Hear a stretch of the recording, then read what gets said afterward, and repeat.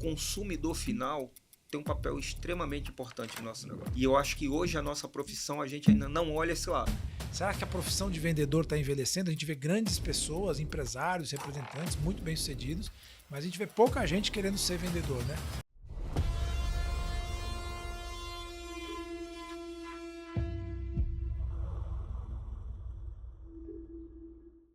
Olá, turma, sejam todos muito bem-vindos novamente aqui à série Vortex, onde a gente traz pessoas que vendem muitos milhões de reais em empresas complexas. Hoje eu estou aqui com o Júlio, já vou apresentá-lo, vai ser um prazer assim ter esse bate-papo. Nós estamos aqui no episódio número 5 e a ideia é que a gente fale muito sobre vendas, como você já conhece aqui no nosso canal. Eu queria convidá-los então primeiro para me seguir, @Marcelo Charra no Instagram e todas as redes sociais, LinkedIn. Aceleração de Vendas, @aceleração de vendas, então segue a gente lá, sem esquecer de dar o like, ligar o sininho e compartilhar com o maior número de pessoas, porque a gente precisa chegar nas nossas primeiras 3.000 horas de assistidas para a gente poder subir o nível lá no YouTube. Então, conto com você. E aqui a gente vai falar hoje com um cara muito legal. Eu tive a oportunidade de conhecer o Júlio num evento que eu fui fazer uma palestra lá em Goiânia. A empresa se chama NutriX. E aí eles tinham uma demanda para um evento, tipo uma convenção, assim, uma convenção de vendas, e foi uma oportunidade muito legal, assim, de poder conversar com o Júlio, primeiro pela quantidade de segmentos que ele já trabalhou, e a gente vai falar aqui um pouco dessa diversidade, e pela quantidade de formatos diferentes que cada um desses segmentos tem para poder fazer as vendas acontecerem. E o que mais me chamou a atenção lá, Júlio, já trazendo aqui um elemento, foi a conexão sua com o time. Né, um time essencialmente de representantes, ou seja, aquele que não tem um vínculo direto, né, de CLT com a empresa, mas uma energia de todo mundo na mesma frequência, isso foi muito legal. Então é isso, estou aqui com o Júlio César de Oliveira, ele é diretor comercial com expertise em gestão de negócios, planejamento estratégico, vendas e marketing, inteligência de mercado, gestão de resultados sobre investimento, né, ROI, também faz a gestão de parcerias estratégicas e pesquisa de mercado. Atua há 20 anos na área comercial ou na área de vendas, como a gente gosta de dizer, e é conhecido por sua habilidade em liderar equipes e impulsionar resultados. Busca constantemente novas conexões, promovendo um crescimento gradual e assertivo. Além disso, é defensor do trabalho em equipe e sempre incentiva seu time a buscar o seu melhor. Seja muito bem-vindo, Júlio. Obrigado, Marcelo. Uma alegria ter você aqui conosco. A alegria é minha estar aqui contigo. Que legal. Me sinto honrado. Ah, que coisa boa. A gente só recebe gente de peso aqui, né? E pessoas de venda de todos os lugares. Para a gente começar nosso papo aqui, Júlio, e aí com certeza só essa parte do podcast já daria para ter vários minutos ou até horas. Conta um pouquinho da sua trajetória comercial. Eu sempre começo dizendo que as pessoas se tornam vendedores, elas não têm, eu vou fazer faculdade para ser vendedor, né? Não sei se com você foi assim ou não, mas conta um pouquinho da sua faculdade e sua trajetória em vendas até chegar na NutriX. Você usou esse exemplo lá na nossa convenção, né? Sim. O vendedor, ele é jogado como vendedor, né? Eu comecei em vendas, aí eu coloquei 20 anos para poder esconder a idade, mas tem muito mais de 20, né? E eu comecei com vendas quando eu casei. Eu casei muito cedo, casei com 18 anos de idade, precisava trabalhar e fui trabalhar com vendas, né? Então, desde então, eu estou nessa trajetória. Eu já estou com 55 anos, são mais de 30 anos de trabalho. E é muito legal a gente olhar para trás e ver o que foi construindo, né? E ver a diversidade de empresas que você foi passando, empresas de ponta, e vai te impulsionando e vai fazendo você cada vez aprender mais, né? Aprendendo mais e mais e mais e mais. E na MiniBio, quando fala que eu impulsiono muito o time, eu me senti honrado de ouvir você dizer a conexão que eu tinha com o time. E é verdade, eu gosto muito dessa conexão com gente, né? Uhum. Tem que ter o olhar genuíno para as pessoas. Isso é muito legal. Legal, e nessa trajetória, então, são mais de 20 anos aí em vendas, né? Como é que você se lembra, assim, dos seus primeiros contatos com talvez a primeira venda que você fez? Você lembra?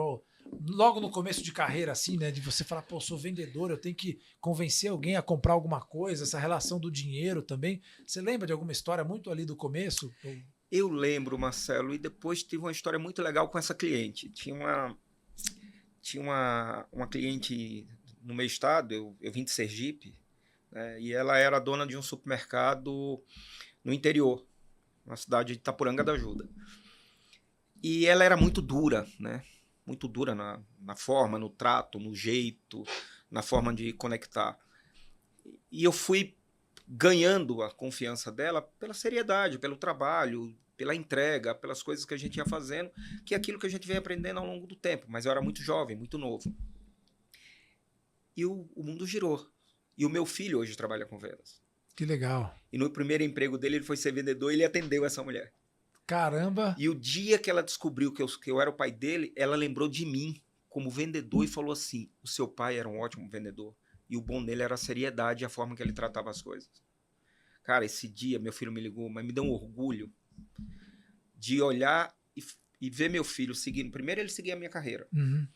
Depois ele entender que fazer o certo, trabalhar, ter conexão com o cliente, com a pessoa, ia alçar ele.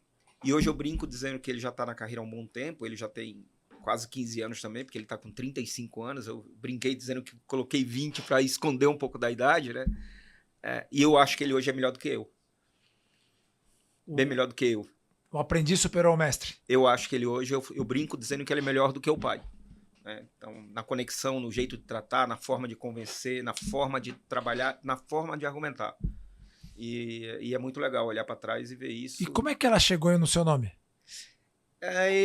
Eles conversando, na hora, eu não sei exatamente como Sim. saiu o meu nome, e eu não sei Talvez se pelo sobrenome, né? acho que deve ter sido pelo sobrenome, e ela falou isso para ele. Caramba, cara, que legal. Assim, esse dia eu fiquei muito feliz, cara, muito feliz. Que legal, que legal. E a gente estava falando um pouco aqui, né? A gente estava conversando aqui um pouquinho antes da gravação, de que a nossa profissão está envelhecendo, né?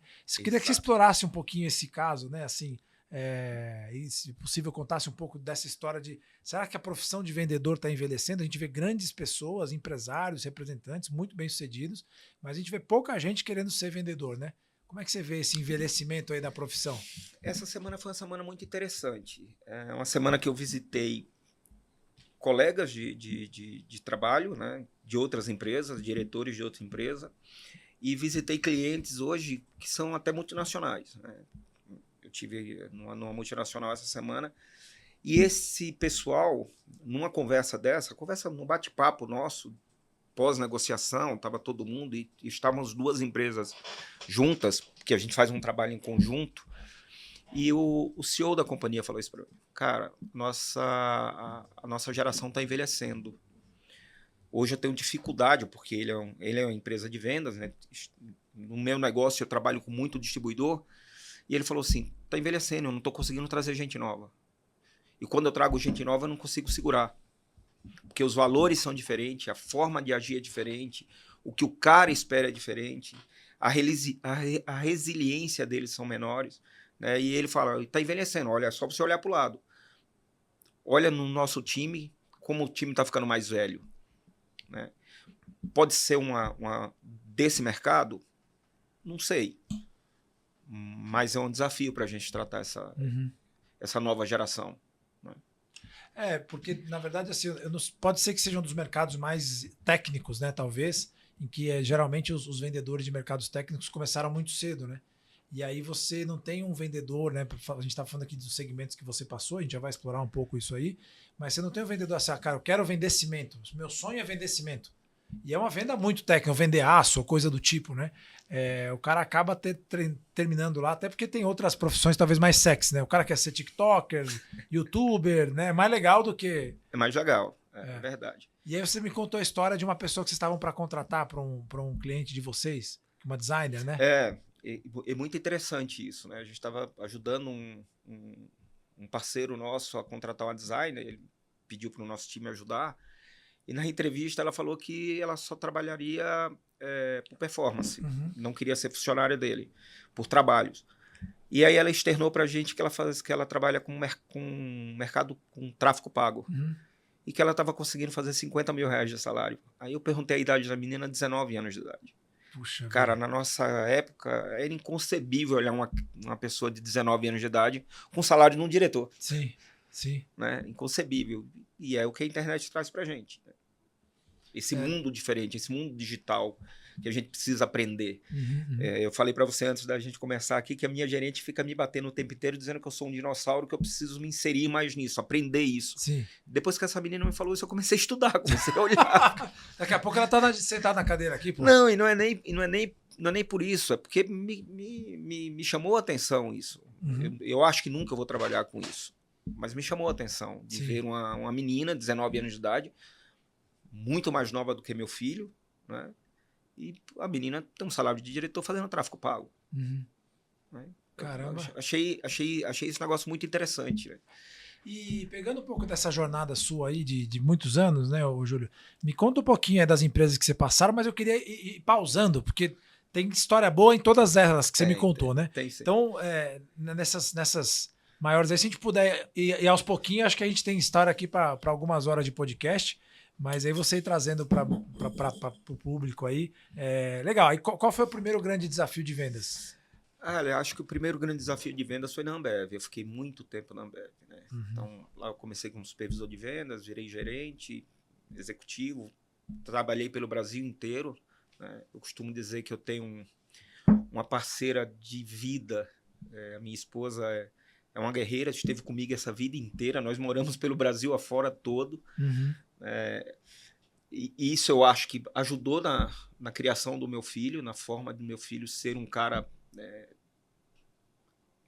ágil, desenrolado, porque ele viveu várias culturas. Eu morei do norte ao sul, né? Então isso foi ajudando a criação do meu filho. E eu tinha sempre ela do lado. Então a Ambev foi um grande desafio, onde eu cresci, e por ter trabalhado em várias regiões. O meu último desafio na Ambev foi o Rio de Janeiro, e operar cerveja no Rio de Janeiro não é uma coisa muito simples. Né? Você era responsável pelo Rio de Janeiro? Não, eu tinha uma sala de vendas no Rio de Janeiro. Eu fui gerente de vendas no Rio de Janeiro. Tá. Um desafio monstro. Era um desafio monstro. Cara. Quais os desafios assim que um gerente, né? A gente está falando de uma camada tática, assim, né? Um gerente de Ambev tem para vender cerveja no Rio de Janeiro. Eu tô longe há muito tempo, mas não deve ter mudado muito. O Rio de Janeiro talvez tenha piorado um pouco. Tem piorado um pouco. Os cariocas que me perdoem, mas realmente... Como é uma operação muito tática, que você vai muito à ponta, você entra em comunidade, você fala com pessoas de todo tipo, né? Então é uma vivência diferente, é um mercado diferente. Então você sobe morro, desce morro, entra em comunidade, sai em comunidade. Você tem alguns cuidados que a operação faz com que isso tenha que acontecer. O desafio da logística é um desafio muito maior, né? Então é uma coisa difícil de operar. Sim. E morar no Rio de Janeiro por si só... Já é outro evento. É outro evento para quem vem de fora. Só que você acaba acostumando, né? Então você vai aprendendo a conviver com o Rio. E eu tinha vindo de Recife para o Rio de Janeiro. Era outro negócio completamente diferente. Eu saí do Nordeste para vir para o Rio. E aí? Né? Sim. Como é que você cria família? Como é que você faz isso? E dessa época, o que você aprendeu lá? Porque a Ambev é uma escola de vendas, né? Cara, o que você aprendeu que você vê assim, pô, na cultura, naquela época funcionava e funciona até hoje? Eu acho, Marcelo, na minha humilde opinião, e aí eu gosto muito de aplicar isso, eu acho que é a forma de comunicar. O alinhamento da comunicação lá é um negócio muito, muito interessante. Isso eu carreguei para minha vida. Sim. Né? Para alguns momentos pode parecer que você é muito direto. Né? Então, eles são muito práticos, é isso? Na comunicação? Acho que a praticidade, a forma de comunicar, o jeito rápido de agir, isso faz com que você vai conduzindo e aprendendo isso na vida. Hoje, você precisa tomar muito cuidado, porque senão você pode parecer que você é incisivo demais, que você bate, que você... não é isso. Às vezes você precisa ser direto, né? Ser mais objetivo. E ela me ensinou a ter objetividade. E com a objetividade que eu fui aprendendo ao longo da vida, foi me fazendo ser mais maleável, né? E conseguir passar por vários segmentos que eu fui me adaptando muito fácil. Sim. Né? E eu acho que isso ela me ensinou. Ela me forjou nesse sentido. E a tal da disciplina das reuniões matinais e vespertina? Sabe o que eu ainda sinto falta? Cara. Funciona? Funciona. Você sabe que essa talvez seja a prática que eu vejo que o varejo mais... Uma prática simples, né, mas que talvez seja o que mais gere resultado. Isso eu sinto falta. Sinto falta do modelo, né? Da forma de agir. Ontem eu vi um negócio muito legal. Ontem não, minto, desculpe, terça-feira. Terça-feira eu fui almoçar com um cliente no Haskell, aqui no shopping, ali no Vila Lobos. E a gente chegou um pouquinho antes e eu vi o pessoal fazendo uma reunião lá. Eu falei assim, ó, ali a matinal deles, o alinhamento deles, né? Então, o Metri alinhando um time para começar a ter a operação 10 minutos antes de abrir o restaurante. Sim. Quer dizer, cara, aquilo é alinhamento. Sim. Aquilo é como vai ser conduzido, né? E eu acho que isso é muito legal e funciona. Sim. Funciona para tudo, tá? Claro. Para tudo. Muito bom. E aí você tava lá, então, na Ambev, ficou quanto tempo lá? 12, acho. 12 13. anos. Aprendeu bastante lá. Muito. Chegou a ver o Paulo Lema, os caras de perto? Cheguei. O pessoal ainda tava no front. Tava. Legal. Tava. E aí de lá foi para onde? De lá eu fui pro Grupo Votorantim. Foi vender cimento. Fui vender cimento. Eu vim para cá trabalhar primeiro, inicialmente aqui na Berrine, ali no planejamento estratégico. Fiquei um bom tempo. Depois eu assumi uma operação com o Cimento Ribeirão, que era uma empresa do grupo. E logo depois eu fui assumir o desafio de ser o gerente de negócio, o dono da operação de concreto aqui em São Paulo. Que legal. E era um desafio muito engraçado, porque eu sou administrador para cuidar de uma empresa de engenheiro. Sim. A briga é boa, né? Piada no corredor é o que mais tinha. Sempre tem a piada, né? De engenheiro com um administrador. Tem. E aí ficava aquela briga. Eu quero reduzir custo, quero ganhar dinheiro, o cara quer ter segurança, né? Então a gente brincava lá que tinha um fator de segurança que era mais elevado. Sim. E eu falava, não, traz, né? Dentro da responsabilidade, claro. Óbvio que a gente constrói prédios e casa, você tem vidas ali, né?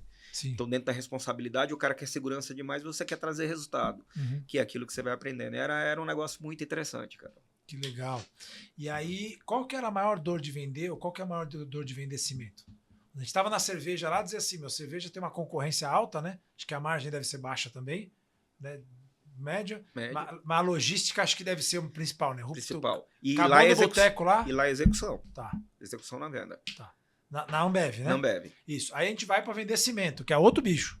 Técnico. Qual que é... Como assim técnico? Técnico, conta. Você tem que vender valor. Tá. Você tem que vender o negócio. Você tem que mostrar performance. Cimento é técnico. Tipo rendimento por metro quadrado, cúbico, sei lá? Rendimento, performance, durabilidade, segurança. Lá é técnico. Sim. E aí você tem que preparar o time de uma forma diferente. Uma forma de vender o lado técnico. Lá você vende projeto. Sim. Né? Você vende muito mais...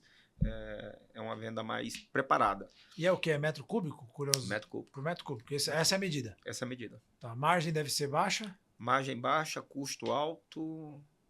Errou, perdeu. Errou, perdeu. Errou, perdeu. Tá. Tipo o mercado supermercadista. Ou Não. pior? Acho que é bem pior. Tá. E lá tem outra coisa, né? Colocou água 2h30. A validade é menor do que jornal. Você sabe que a gente... a gente fez um trabalho para uma empresa de queijo, né? E aí o grande desafio que eu via deles era justamente o tempo de prateleira. Mas o tempo deles é 15 dias, né? Então agora não, agora é 2h30, né? Não chegou no destino, apesar que fica rodando, demora um pouquinho mais, não? Não, 2h30. Ele começa a perder o rendimento daquele momento em diante. Ele está no ápice, até 2h30 ele está no ápice antes. 2h30 ele começa a cair o rendimento. Entendi. Então a betoneira que chama, né? É. A betoneira tem 2h30 para chegar no destino. Descarregar. Tá. Então o cimento tem que estar aplicado. Caraca, meu. É uma venda técnica, porque aí tem toda a questão logística que você tem que logística, botar no projeto. Tem técnica, tem projeto, tem um monte de coisa. Por isso você tem que preparar ele. E é por isso que eu brinco dizendo que era um grande desafio para mim, administrador, discutir com o engenheiro, né? Sim. Porque o engenheiro quer a segurança e você estava vendo ali a operação do negócio. E eu estou vendo a operação do negócio. Legal. Então eram discussões boas. E você lembra de alguma história de vendas desse momento aí? Assim, alguma coisa que foi pitoresca, que foi divertida? Tem uma muito legal. A gente foi discutir uma recuperação de um pavimento. E nessa discussão estava eu, o time técnico nosso, né, nós estávamos juntos, e o time técnico do cliente. E no meio da discussão, o coordenador técnico dos caras acabou a discussão, então ele veio perguntar para mim qual tinha sido a faculdade de engenharia que eu tinha feito. E eu virei para ele e falei assim, não, eu sou administrador. Ele na hora, assim, ele se transformou E ele não... Começou a ignorar seus Não, argumentos. não. Ele ficou tão, assim, transtornado e chateado que ele virou pro time e começou a dar bronca no time. Como é que o administrador tá falando isso pra gente? Putz, que coisa louca. Mas aí é o lado de você mergulhar, né? Que eu Uhum. falei da disciplina lá atrás. Então eu estudava o negócio, fui aprender com o negócio. Uhum. Então isso é muito legal, que é a disciplina que você vai sendo forjando na sua vida, né? Sim.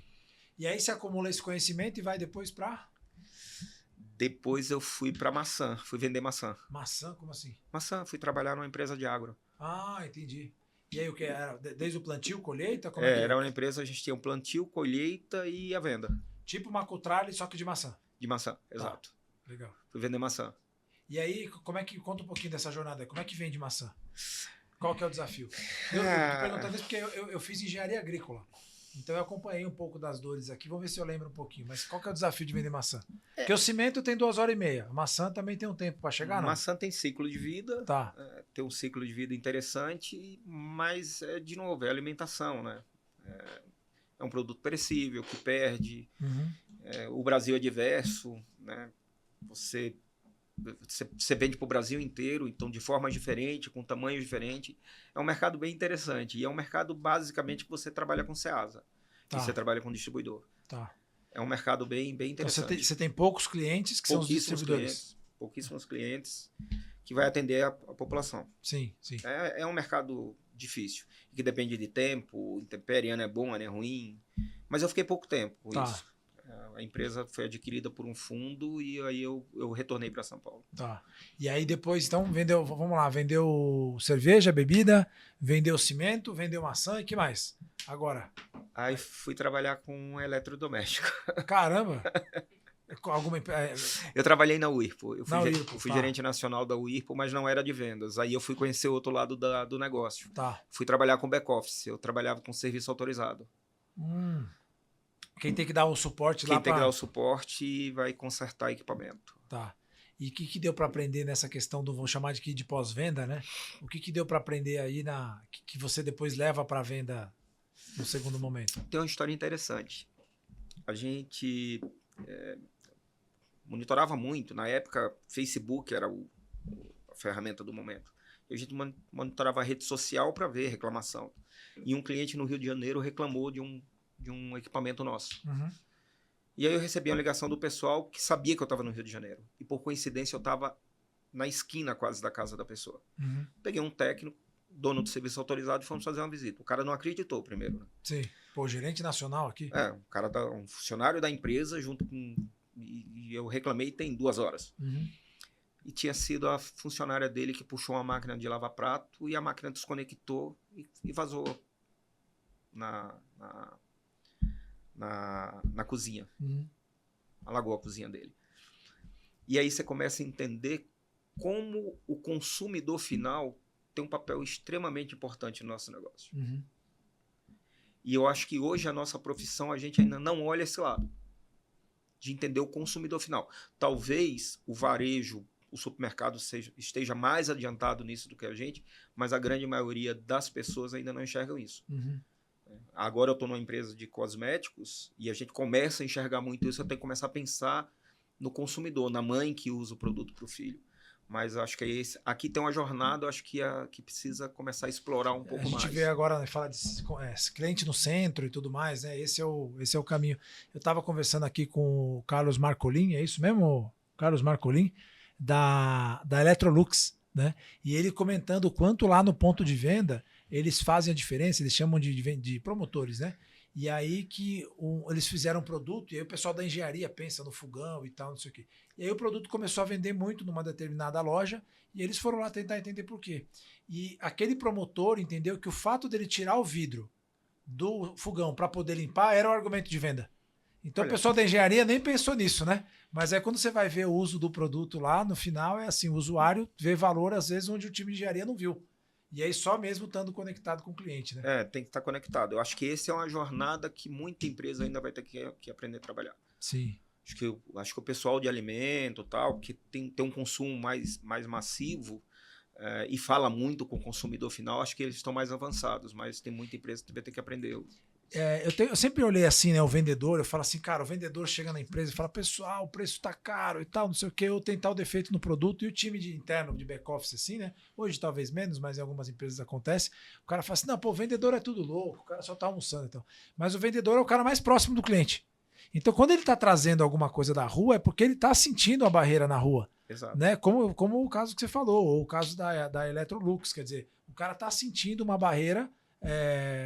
E ele tá falando, cara, tem um problema aqui. Só que às vezes a gente demora para ouvir, né? Ou não quer ir no campo para sentir e tudo mais, né? Exato.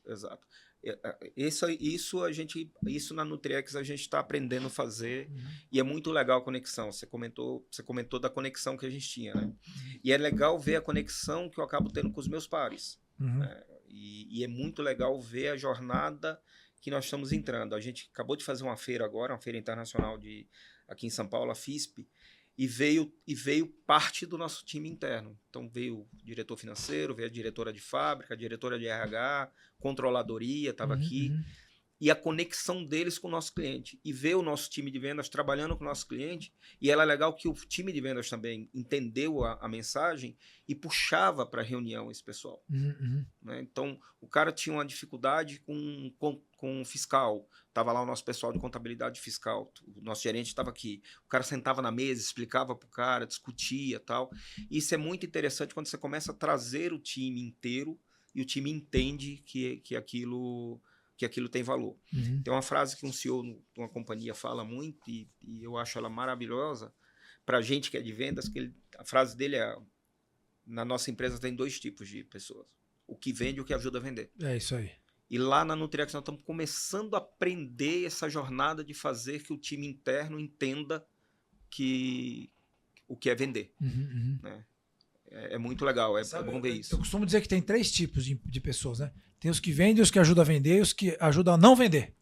Que eu chamo de Sales Prevention Departments, né? Departamento de Prevenção a Vendas. Exatamente. Eu tenho um pedido aqui, não. Esse cliente aí, não tem aqui e tal, não dá. Você fala, caramba, tudo é dificuldade para vender, né? Às vezes você tem que vender fora e dentro. Vender fora e dentro, é isso aí. O vendedor o cara tem que fazer a mágica dentro e fora.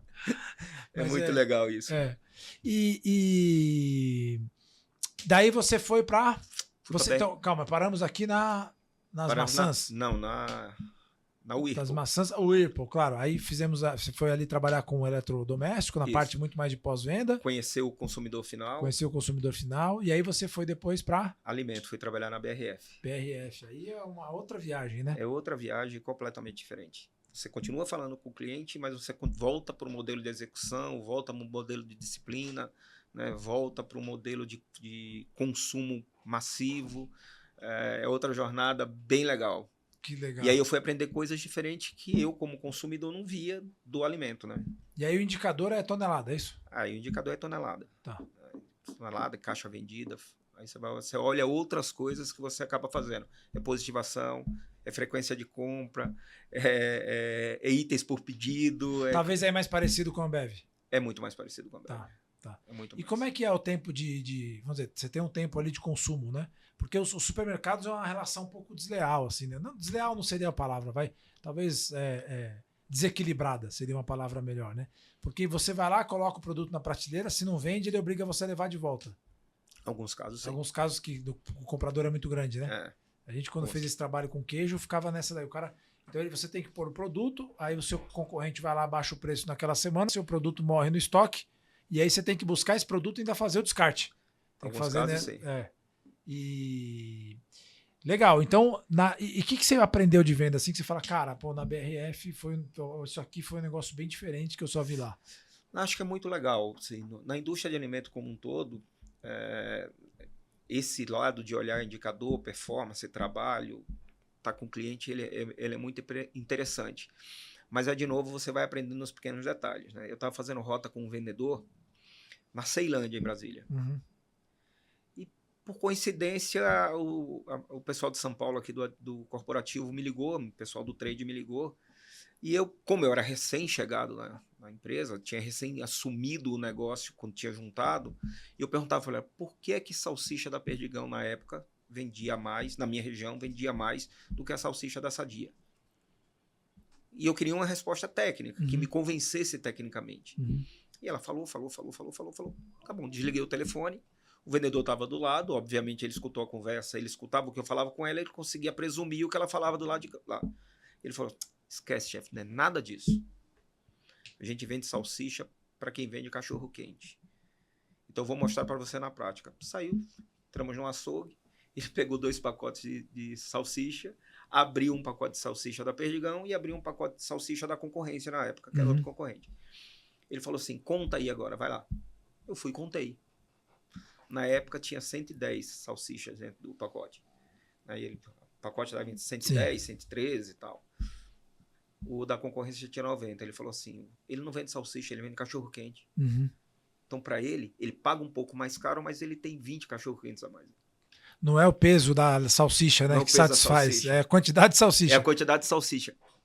Que é aquele tipo de cliente, que é diferente, às vezes, eu e você como consumidor, Sim. que prefere o sabor, prefere outra coisa.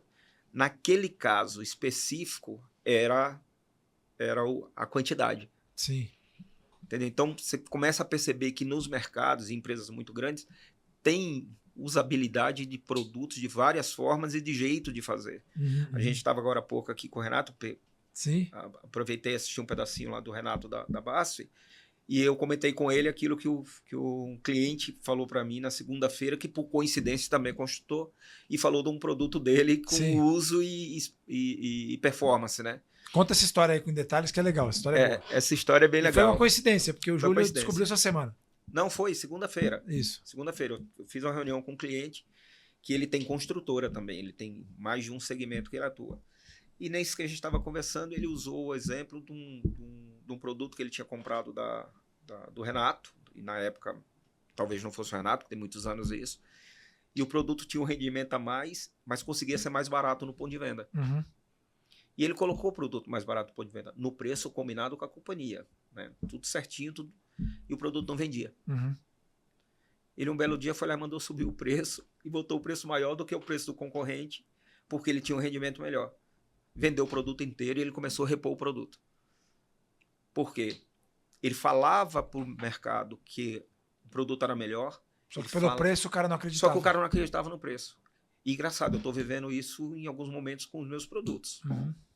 Né? Eu tenho uma divisão nossa de EPI, que a gente tem liderança de mercado, né? A gente tem performance do produto, e agora eu estou começando a trabalhar esse lado de ter o preço de ponta para como trabalhar, porque muitas vezes eu tenho performance, tenho um produto, sou líder de mercado e às vezes eu estou mais barato do que meu concorrente.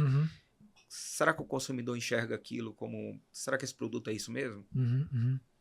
Eu entrego performance, entrego o produto, mas eu preciso cuidar do preço na ponta, e às vezes não é nem ser só o mais barato, às vezes tem melhor execução, tem melhor percepção, melhor valor, né? E às vezes não é nem a percepção disso, é a percepção do valor que a gente entrega, né? Sim. Enquanto o cara olha para mim e fala, isso aqui vale isso, isso aqui vale aquilo. Eu posso até ser melhor do que eu. Sim, sim, eu acho que é a percepção do cliente, né? É a percepção do cliente. Pô, é muito legal essa história, porque você fala assim, a hora que você vai olhar lá da fábrica, né? Você fala, cara, mas tá vendendo mais a salsicha uma do que a outra. Aí você pergunta pro vendedor, ele sabe o motivo, né? Ele sabe. Ele sabe. Sabe. Esse elo com o consumidor tá no vendedor, né? Tá. Mas por algum motivo o pessoal não dá o crédito ao vendedor, ou acha que, sei lá, né? O vendedor é menos importante. Todos os podcasts aqui a gente traz a questão do cara que tem vergonha de ser vendedor ou coisa nesse sentido. Mas o cara tá no campo, é ele que conhece o... Mas assim, nós vendemos a vida inteira, né? Sim. A vida inteira nós trabalhamos vendendo. Nós vendemos no relacionamento com a família, no argumento, no convencimento que você precisa dar. Eu estou casado há 37 anos com a Sil. Todo dia eu tenho que convencê-la. De alguma coisa. E aí eu tenho 2 filhos, né? O senhor... Deus me presenteou com um especial. Eu tenho um filho com 10 anos que tem síndrome de Down. É outra coisa que foi me moldando de novo, né? Ter um filho especial me fez ser uma pessoa diferente, né? Me desacelerou a minha vida, me deu um novo sentido de vida, e todo dia eu tenho que pegar um especial e vender para ele como vai ser a vida, como ele tem que fazer. Então, você vende dentro de casa, você vende no trabalho, você vende para o seu par, Sim. Você vende para o seu time, né? E quem está no papel de liderança está vendendo. Quem está de lá para cá está vendendo para você também. Sim, os argumentos dele, com a forma de conduzir, com o jeito de tocar. vender a vida inteira, nós vamos trabalhar com isso. Sim. E quanto melhor a gente vai crescendo, vai seguindo, vai preparando, a gente vai conseguindo mais êxito nisso. Uhum. Puxa, você tem um filho especial de 10 anos, 10 é isso? anos. E tem um outro de? 35. 35. Pô, eu costumo dizer assim, né? Que Deus dá esses presentes para pessoas que são abençoadas mesmo, né? Para poder, pô, realmente né? Fala assim, cara, eu tô te entregando um presente para você cuidar. Ele só pode entregar para quem sabe cuidar. Né? Porque Deus, no auge da sua sabedoria, não faria isso para alguém que não sabe cuidar, né? Então, acho que são pessoas especiais que recebem filhos especiais. E eu vivi uma situação muito interessante com isso, porque eu descobri que ia ser pai novamente 15 dias depois que eu descobri que ia ser avô. Caramba, que notícia boa. Duas notícias boas seguidas. 2 notícias 15 dias. 15 dias. E o meu filho nasceu prematuro para nascer primeiro do que o neto. Então a diferença Vou fazer aniversário quase junto. A diferença é 1 mês e 5 dias. Tá. O João faz aniversário 19 de janeiro e o Benjamin faz aniversário dia 24 de fevereiro. Tá. Então eu vivi a sensação de ser pai e avô ao mesmo tempo, né? Nossa, então, dupla alegria. Dupla alegria e jornada. Então é diferente você ter filho especial. E o quanto isso mudou na sua vida, assim? O que você podia trazer um pouco mais para que... Porque para quem não tem, né? Assim, não conheço muitas pessoas que têm, mas eu sei que muda muito a vida. Como que você poderia trazer para a gente, assim? Como é que é a vida depois de ter um presente desse? Marcelo, eu sempre me considerei um cara muito... Quando perguntam para o Júlio, me fala uma característica sua. Eu falo que eu sou um cara adaptável, né? Mas eu sempre fui muito ágil, rápido, que tinha um jeito diferente de operar. Né? Uhum.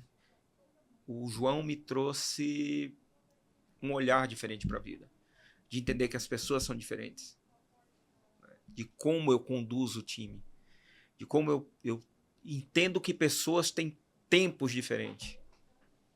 Maravilhoso. Seja na sua carreira, seja na sua preparação, e me fez ser um cara diferente, mais humano, né?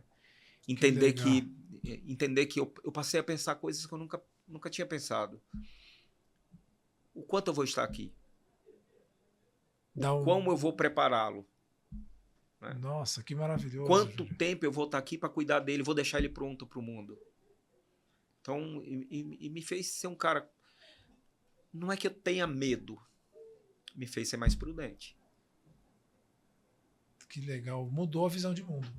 Mudou. Eu tenho um novo olhar para o mundo. Coisa maravilhosa. Um novo olhar para o mundo. Até para as pessoas que trabalham comigo. Que coisa eu tenho um olhar bem diferente hoje. Entendo mais as pessoas. E aí você vai conversando com os próximos e você vai descobrindo as coisas. Então, por exemplo, eu descobri esses dias que tem uma colega nossa lá que também tem um filho especial. Uhum. E aí você começa a olhar para ela, você começa a entender o porquê da relação, a forma que ela agir, o jeito que ela toca o negócio dela, tem a ver com ela também ter filho especial. Sim, sim. Que legal. Cria uma nova identidade. Vai te dando identidade. Aí você vai olhando pro próximo, você vai entendendo que, assim, cara, será que o Marcelo tá com problema em casa hoje? Por que o Marcelo tá assim hoje? O grau de empatia, de percepção, de se colocar no lugar do outro. Isso o João me trouxe. Nossa, que maravilhoso. Isso o João me trouxe. Que e bênção, realmente João, é um presente. Hein? Que bênção. Beijo pro João aí, se ele assistir a gente. E hoje é o meu companheiro, né? Porque é o cara que me ajuda na minha fé, me impulsiona, que legal. Me leva, é o meu companheiro para todo lado, para onde eu vou ele não solta a minha mão. Não larga. Que delícia, que delícia. Eu sou muito abençoado em casa, graças a Deus. Amém, que coisa boa. E aí falando desse lugar assim, né, desse lugar mais abstrato, do mundo dos negócios, falar um pouco de Deus, às vezes é uma coisa, né? E a gente acaba usando várias palavras, universo, Deus, né? Mas como é que é essa sua relação com Deus assim? Por coincidência, o Renato também teve um problema que ele relatou aqui. Eu tive um problema muito parecido com o dele, né? Eu tive um acidente abdominal, eu tive um sangramento no abdômen e eu fiquei internado um bom tempo e foi grave. E eu fiquei 22 dias no hospital. E nesse momento eu entendi que eu tinha eu tinha uma missão aqui. Né? Que eu entrei na sala de cirurgia com 2.100 de hemoglobina e com 2 você não volta, segundo os médicos. Né? E aí eu entendi que eu tinha uma missão aqui. E eu escutei isso, que eu tinha uma missão aqui. E como a família da minha esposa é uma família de evangélico, a minha família é uma família de católico, né? E você circulava, né, nas duas, e eu acabei me tornando evangélico, né? E eu tenho uma conexão com Deus, eu sinto Deus na minha vida todo dia. Glória, glória. Porque muitas vezes é quem me ajuda, muitas vezes é quem me impulsiona, é um momento que às vezes eu tenho que olhar e falar assim, agora eu preciso do Senhor, né? E eu não saio de casa sem pedir que Ele esteja comigo, né? Que me acompanhe. E me faz tentar ser um cara mais humano, né? Sim. A conexão com a Cara, igreja. Você tá falando isso, sim, né? Primeiro, acho que dá para perceber, né? Aquela energia que eu senti lá, agora eu sei de onde vem. Vem desse Júlio, né? Porque um calor assim que pô, a gente frequenta empresa no Brasil inteiro, então você, né? E aí não é o tamanho da empresa, é o perfil, é o tipo do líder, assim, né? Então eu me senti muito em casa, assim, muito familiar, né? Vocês fizeram a gentileza de me buscar no aeroporto e tal. E aí você vai vendo alguns cuidados que eles não são corporativos, são cuidados humanos, né? De uma preocupação e tal. A pessoa que foi me levar no aeroporto, que foi me buscar no aeroporto, você vê que você está num lugar humano, assim, né? Então agora eu já sei a origem de tudo isso, você. E é muito legal aquilo que eu falei para você da construção, né? Eu tenho pares que olham dessa forma, que pensam da mesma forma que a gente. Lá a gente não tem problema em ter conversa realista, conversa aberta, conversa adulto. A gente tem muita conversa adulto. E tem as discussões e as coisas que acontecem, mas no final tá todo mundo olhando para o mesmo lado, né? O nosso CEO, ele fala que nós não somos uma empresa familiar, nós somos uma empresa família. E isso é muito legal, isso é muito bom, sabe? A gente vê, e é um grupo bem diferente, com empresas diferentes dentro do mesmo grupo, mas que tem o seu olhar, o seu jeito, né? A forma que cuida, né? Olha para pessoas, né? É bem legal isso.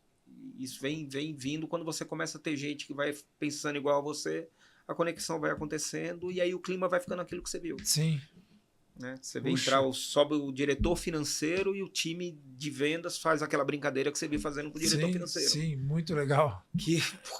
Tudo que venda não gosta é do financeiro, né? Que é do departamento de vamos travar a venda.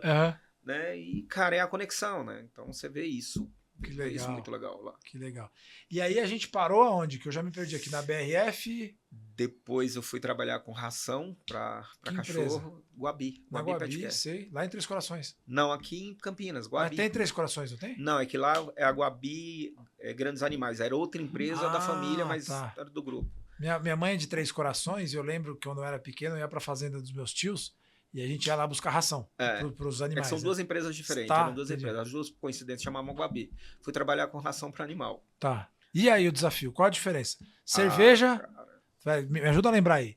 Cerveja, cimento, maçã, eletrodoméstico, carne, comida, né? Comida. E aí agora ração. Ração para cachorro, que também é um alimento. Que é um alimento, para pet. O mercado pet, inclusive, que explodiu aí. Né? É um mercado que cresce 2 dígitos ano após ano. Né? E é muito legal que aí você tem outro lado.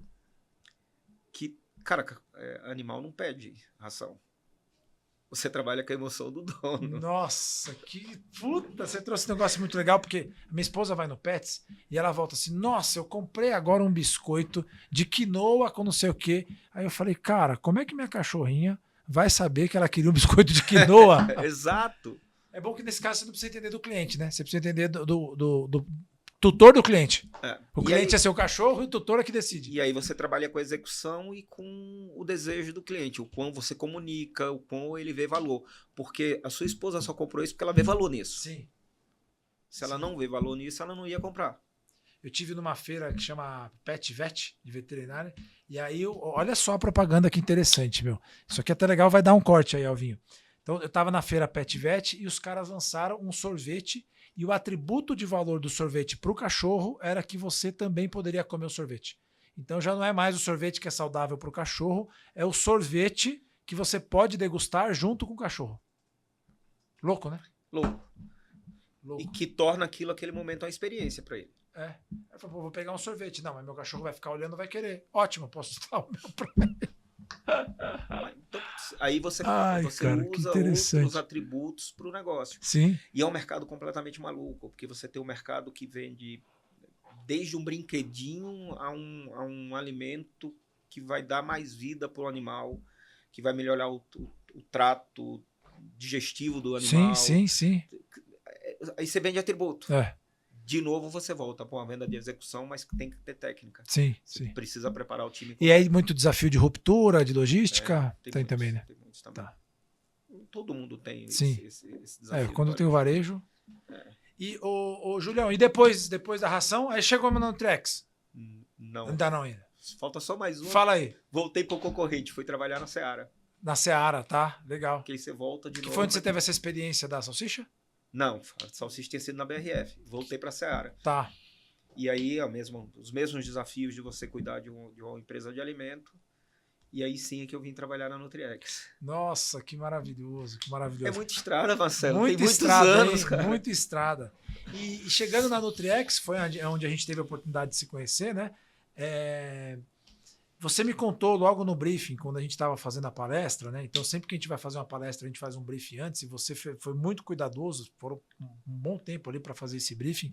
Você colocou que vocês tinham tido um crescimento muito grande, e por conta desse crescimento, teve algumas questões de logística e mesmo de entrega para o cliente final. Uhum. E que vocês se propuseram naquela convenção dizer assim, cara, eu tive algumas dificuldades e eu não escondo isso do meu time, mas eu quero mostrar para o meu time como é que eu resolvo. E eu acho que isso fez toda a diferença, o que eu pude conversar com a turma lá e sentir esse clima assim, cara, todas as empresas têm suas dificuldades e adversidades. A diferença é que umas não tratam ou não querem tratar e que outras dizem assim, cara, eu vou escancarar minha dificuldade, mas eu vou mostrar como é que eu estou resolvendo. Conta um pouquinho dessa trajetória, dessa história, dessa importância sua como ser humano, o primeiro líder de um time de vendas de quase 300 pessoas, mas como um posicionamento de valor de uma empresa. E esse é um valor do nosso CEO, é o valor da verdade. Uhum. Né? Então, a gente colocou verdade na conversa com o time. Uhum. Tem problema? Tem. Nós poderíamos ter é uma via que você tem duas decisões a tomar. Eu sento e choro, né, que é a brincadeira, sente e chora ou vai vender lenço. Uhum. Não, a gente foi lá e falou assim, literalmente eu vendo lenço também, porque eu produzo lenço, literalmente a gente sentou e falou assim, olha, vamos atuar juntos, estamos fazendo isso para consertar, mas a gente precisa de você. Uhum. Entendeu? Então ali a gente tentou dar o pedaço da responsabilidade que cada um tinha para a gente ter aquilo acontecendo. Uhum. A gente vem num ano muito bom, um ano de um ótimo crescimento, de números que são expressivos para a companhia, e a dor do crescimento causa isso. Uhum. Né? Você desajusta muitas peças. Então, não adiantava virar para o time de vendas, que tem já como característica e DNA alguns deles, de sentar e começar sempre a achar o lado vazio do copo. Ah, mas isso aconteceu assim, isso acontece isso, sempre acontece dessa forma. Uhum. Cara, tá bom, o que é que nós estamos fazendo para mudar isso? Então lá a gente tentou, aquele clima que você enxergou foi, cara, o pacto nosso aqui é o pacto da verdade. Uhum. E você vai para a rua para falar o que nós estamos fazendo de verdade. Tivemos problemas? Sim. Mas nós estamos consertando. Que legal. E aí, de lá para cá, o time vem. Né? Você vê que as conversas têm sido cada vez melhores. Né? E você vai para frente do cliente e a forma que ele ouve você é uma forma bem diferente. Uhum. Né? Assim, a gente acabou, eu comentei contigo mais cedo que a gente fez uma feira de 3 dias. É 3 dias que o nosso stand não deixou de ficar vazio em nenhum momento. Que legal, que legal. E você via a forma que o cliente interagia contigo, o jeito que ele vinha, né? Assim, eu não consegui sentar. Uhum. E o mais legal, de novo, é você pegar o representante que não tem um vínculo contigo que seja... não é que ele não tem obrigação. Sim. No final do dia, ele é uma empresa também. Mas esse cara toda hora ia lá, pegava alguém do financeiro, pegava alguém do... Vem cá, vem me ajudar, vem trabalhar comigo. Chefe, senta aqui, vem cá, Júlio. E esse é o lado de você ter isso e você vai construindo isso. Uhum. Né? Então, e a gente começa a enxergar... O time que eu recebi lá atrás já é um time bem diferente que está hoje. E eu tenho certeza que no ano que vem vai ser um time melhor, no outro ano vai ser um time melhor, porque a gente está trabalhando muito isso com o nosso time. Uhum. Né? A gente pensa muito nesse lado de preparar as pessoas.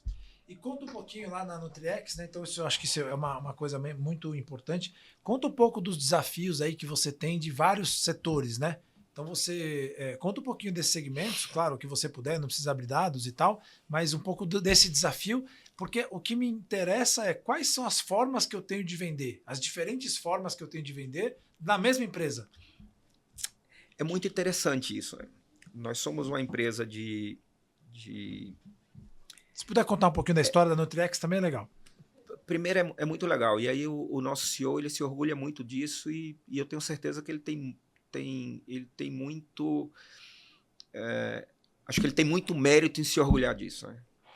A Nutriex... Que é uma empresa brasileira. A empresa é uma empresa goiana. Diferente de ser uma empresa brasileira, é uma empresa goiana. Eu gostei dessa brincadeira. E ele fala isso com muito orgulho. Sim. E eu acho que ele tem que ter realmente muito orgulho disso.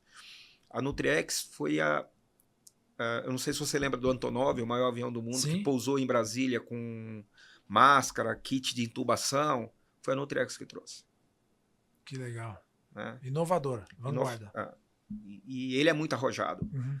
A Nutriex foi a empresa que no Zika, na época da Dilma, que teve aquele surto de Zika, a Nutriex foi a maior fornecedora de proteção repelência do mundo. A gente foi mais de 2 bilhões de horas de repelência no mundo. Caraca. O Brasil foi o maior consumidor de repelente no mundo. Foi a Nutriex que fez. A Nutriex foi fornecedora oficial de repelente e proteção solar para a Olimpíada do Rio. Então, quando a gente senta e vai conversar com o cliente, fala assim, cara, vem conhecer a nossa história. Uhum. A empresa acabou de fazer 25 anos, está fazendo 25 anos agora, e que foi e vem se inovando e se reinventando a cada dia. Uhum. E isso é uma característica do nosso CEO. E ele promove isso com a gente. Então, a Nutriex é uma empresa muito legal de trabalhar, mas é uma empresa muito complexa de trabalhar. Né? Que, de novo, as coisas que a gente acaba tendo. A gente é a única empresa do Brasil que tem autorização da Anvisa para produzir no mesmo sítio, né, no mesmo site. A gente produz produto para saúde, nutracêutico e produto de higiene. Sim. Na mesma planta. Caramba. A gente bem complexo a operação, bem complexo. Né? Então, a gente tem desde protetor solar repelente, desde vitamina, desde um polivitamínico a um produto para hospitalar, que a gente tem injetáveis lá dentro que nós vendemos. Então, são divisões bem diferentes. Então, você tem uma divisão de hospitalar, você tem uma divisão de EPI, que é um produto de proteção, né, individual. Você tem uma divisão que atende o alimentar, sim, com produtos de higiene. Uma divisão que atende o fármaco, produto de higiene.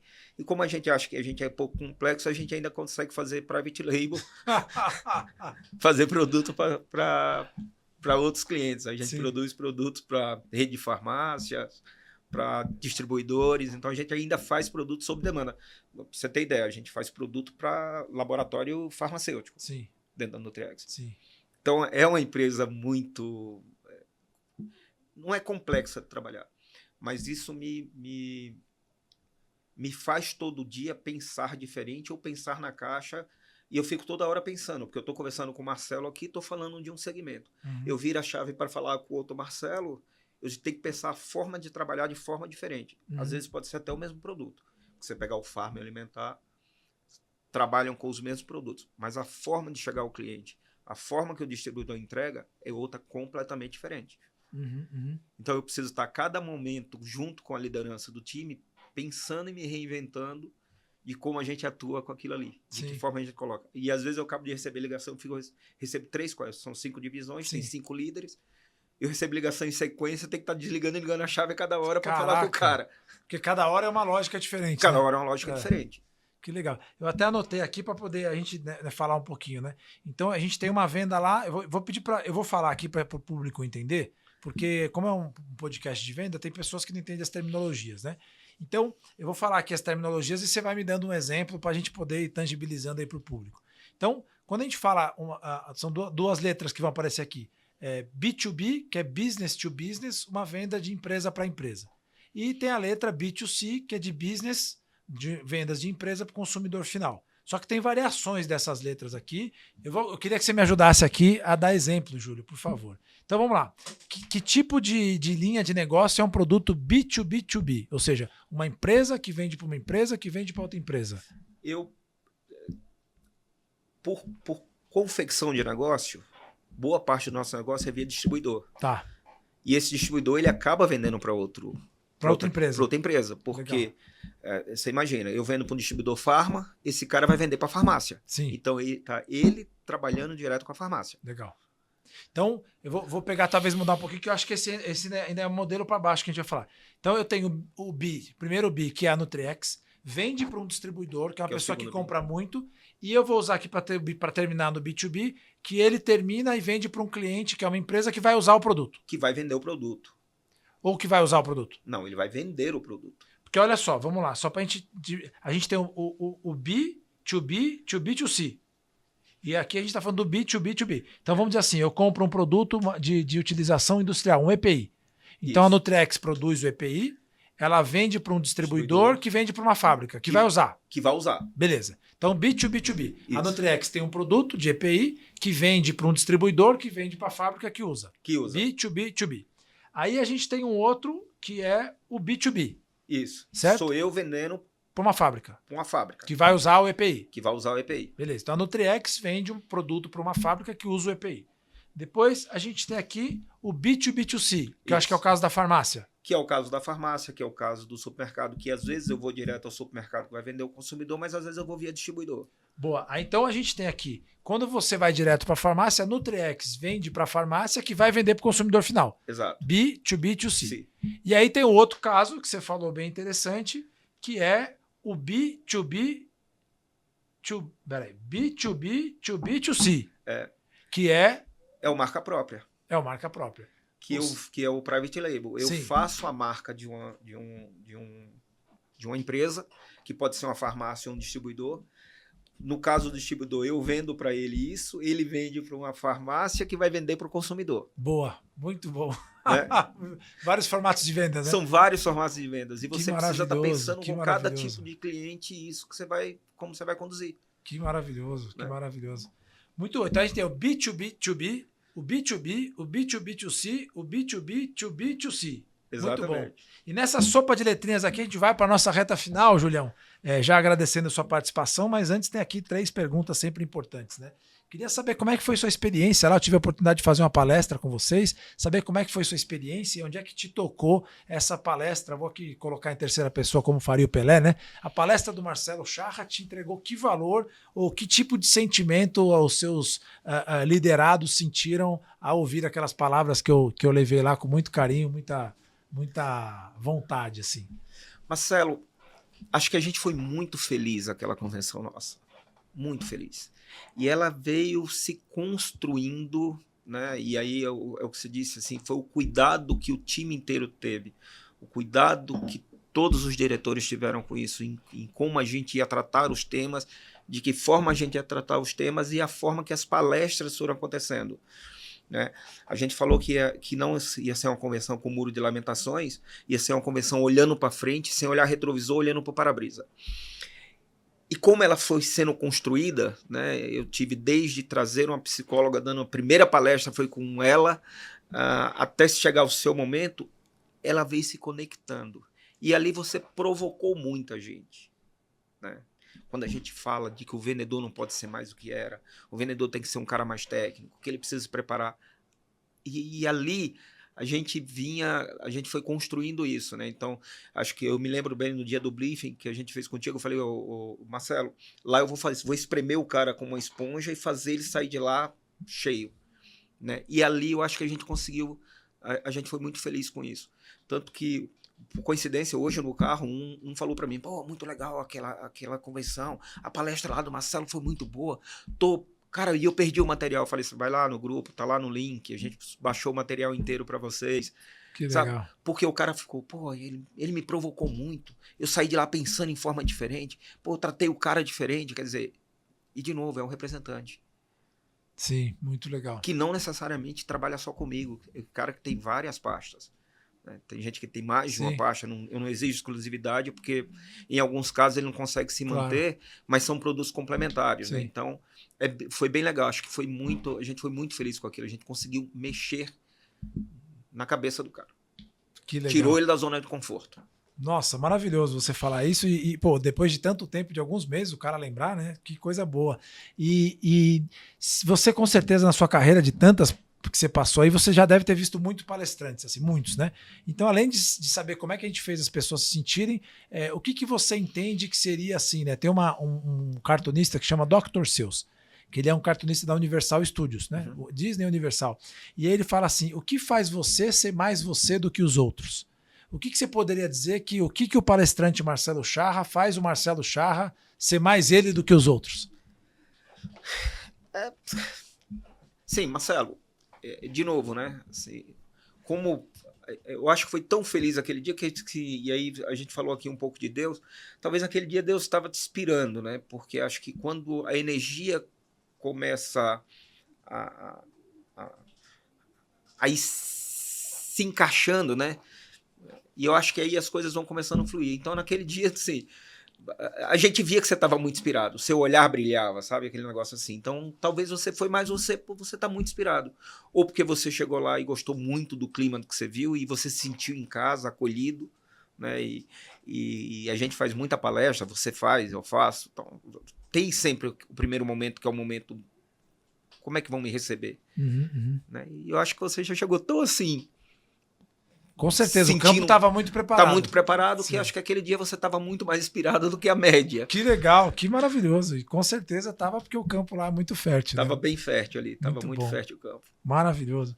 E legal, para a gente, para nossa reta final aqui, o Júlio, se você encontrasse o Júlio, já sabe a pergunta, porque você estava aqui assistindo o outro, então já vai ser um spoiler. Se você encontrasse o Júlio com 10 anos de idade, o que você diria para ele?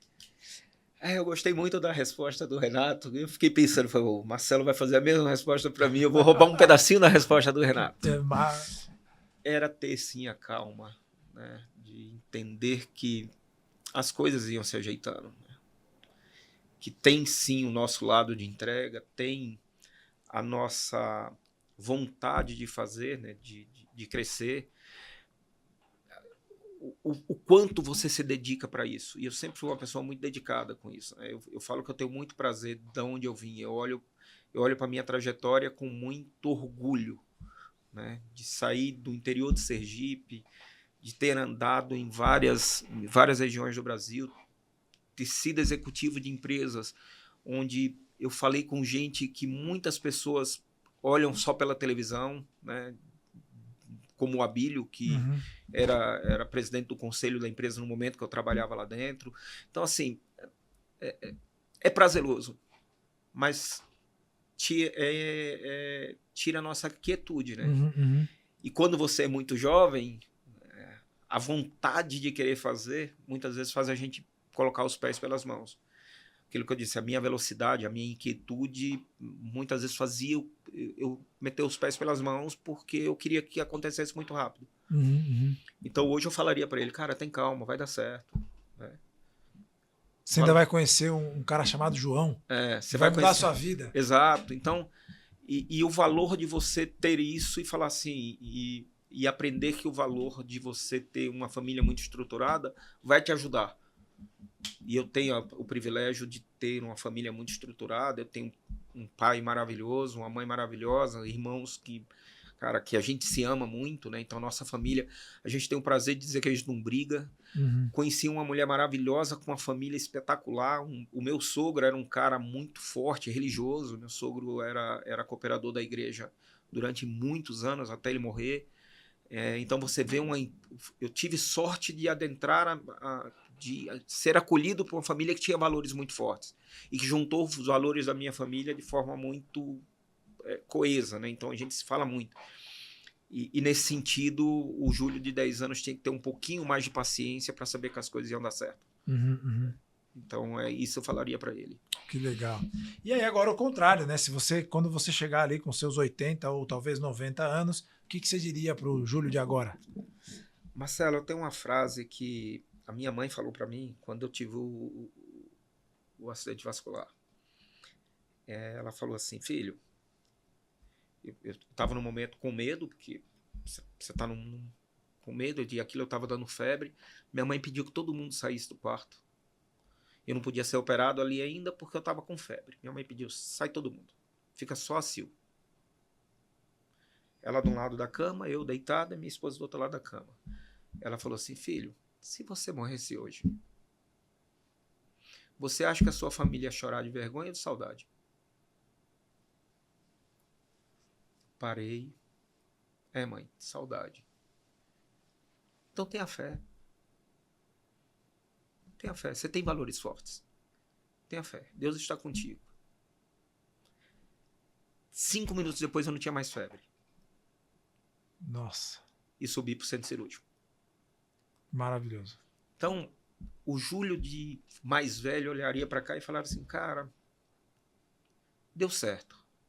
Um jovem de 18 anos de idade está há 37 anos com uma mulher, que é o amor da minha vida, que a gente se completa, né? De ter filhos maravilhosos, ter uma família maravilhosa, ter netos maravilhosos, uma nora que me respeita, que me ama. Então, eu olho para trás e falo assim, poxa, deu certo. Então, é isso. Tem que ter valores muito fortes, né? que faz a gente se complementar. E é verdade, assim, eu acho que quando eu chegar lá com 85 anos, eu vou olhar para trás e falar assim, se eu for, a minha família vai chorar de saudade, não de vergonha. Que maravilhoso, que maravilhoso. Nossa, muito lindo, Júlio, muito lindo. Você sabe que esses dias foi meu aniversário, minha mãe me mandou uma mensagem, né? E aí eu concentrei, foi a primeira vez, fiz 46 agora, e aí foi a primeira vez que eu falei assim, meu, eu vou ouvir essa mensagem, mas com muita, porque a gente às vezes ouve na correria, parabéns da mãe. Aí eu coloquei o fone assim, foi num lugar silencioso, quase que uma meditação. E aí eu fiquei ouvindo aquela mensagem assim, eu falei assim, meu, a mensagem de parabéns de uma mãe para um filho é algo, talvez é a maior bênção que você pode receber de um ser humano na Terra. A segunda maior vai ser do pai, mas a primeira é a mãe dando os parabéns pelo filho ter completado mais um ano, que foi um ser que ela gerou. Então quase não, é Deus falando com você, né? Então, que essa maravilhoso a sua mãe poder falar isso. Então foi assim, acho que se tem um instrumento mais próximo de ouvir a voz de Deus na prática, né? Além, claro, da meditação, da oração, é a nossa mãe falando com a gente. Então, que história linda. Hoje eu recebi um vídeo muito interessante do Rufino e comecei a escutar a conversa, a história que ele contou. Cara, e que história maravilhosa. E eu recomendo depois, se procurar, tá te mando depois. Legal, quero sim. Dele contar que ele foi dar água para um morador de rua, um cara de situação de rua, né? Que ele convidou o cara para entrar na empresa dele, ele não queria entrar porque ele se sentia mal, que ele estava mal vestido, né? Eu até me arrepio porque a forma que Deus age na vida das pessoas, né? Sim. E ele diz que ele desenrola a conversa, contando que ficou muito tempo dando água, o cara vinha de 2 em 2 dias lá, dava água pro cara, fazia isso, tal. E um belo dia ele foi tentando puxar a conversa pro cara e oferecer um abraço pro cara. E o cara não aceitou, porque ele se sentia mal, até o momento que ele pegou o caminho da mãe dele. E nisso o cara sumiu, voltou depois mais arrumadinho, falando pra ele que tava voltando pra casa, saindo da situação de rua. E ele não conhecia o cara. E ele foi começar a entender o que era aquele cara. Quem era ele? Era um cara que falava 4 línguas, era CEO da empresa, que tinha um problema familiar, foi morar em situação de rua. E depois o cara sumiu. E ele disse que nunca mais conheceu, viu o cara, não sabia nada. É um vídeo até longo, 6 minutos. Ele disse que quando ele quebrou, ele foi numa empresa em Minas Gerais que tinha uma frota muito grande para comprar caminhão dessa empresa. Mas ele não tinha dinheiro para comprar a frota inteira e pagar a frota levar. E ele foi lá e fez o lance, tal. Passado uns dias aceitaram a proposta dele. Quando ele chegou lá com 2 motoristas para buscar os 2 caminhões que é o que ele podia comprar, o cara falou, não, você vai levar tudo. Aí ele falou assim, mas como eu vou levar tudo? Pegadinha? Não, você pode levar tudo. Vê a ordem lá de cima. Era o CEO que ele tinha dado água. Caraca, meu. Nossa, que lindo, emocionante. Emocionante, cara. O vídeo é emocionante. Vou... E aí ele fala como Deus age na vida das pessoas. A forma que Deus conecta as pessoas, né? Que naquele momento ele era um homem muito rico. Depois ele é um homem que estava em situação difícil, né? e como Deus traz aquilo de volta. Reencontra as pessoas no momento onde ele é que foi ajudado. Né? O quanto ele doou, quanto ele se doou. Com um ato simples da água. Né? De falar, de tirar... Legítimo, né? Legítimo, né? É muito legal, cara. Muito legal. Vamos ver se a gente coloca na descrição do vídeo aí também, na descrição do podcast. Que legal, Júlio. Para nossa reta final, se você pudesse mandar uma mensagem para todas as pessoas do planeta, o que você diria para elas? Se quiser olhar para aquela câmera ali. Marcelo, a minha família, a gente tem muito essa conexão com Deus, né? Com a nossa casa. E eu acho que assim, a gente realmente, aí eu de novo vou plagiar o Renato, acho que sim, a gente precisa amar mais as pessoas, né?